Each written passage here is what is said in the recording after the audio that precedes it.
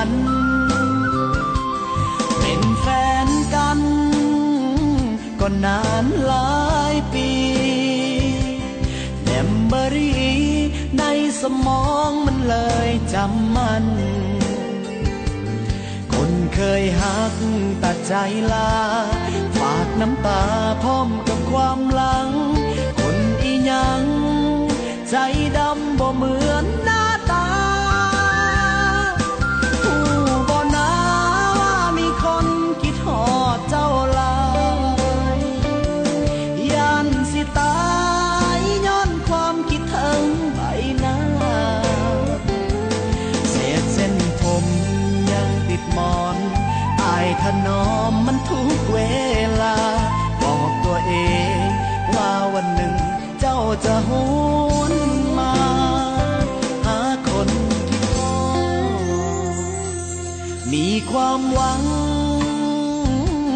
ถึงรอคอยอ้อมแขนน้อ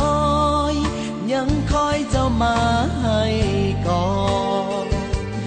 หากความหักบ่โสภาจงกลับมาหาที่จอดอายจะเอาความคิดฮอดจอดใจให้นาผู้บ่นาว่ามีคนคิดฮอดเจ้าหลายยันสิตายย้อนความคิดถึงใบหน้าเศษเส้นผมยังติดหมอนอายถนอมมันทุกเวลาบอกตัวเองว่าวันหนึ่งเจ้าจะหวนมาหาคนคิดฮอดมีความหวังถึงรอคอยอ้อมแขนน้อยๆยังคอยเจ้ามาให้ก่อน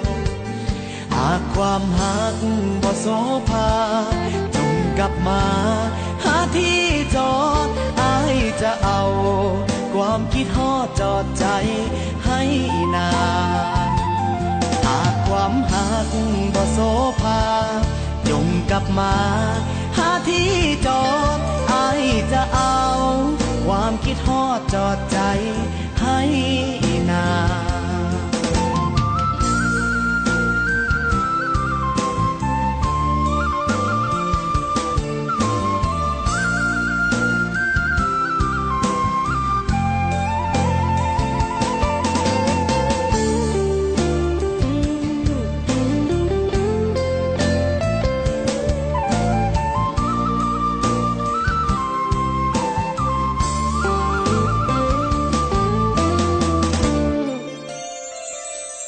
มีความหวัง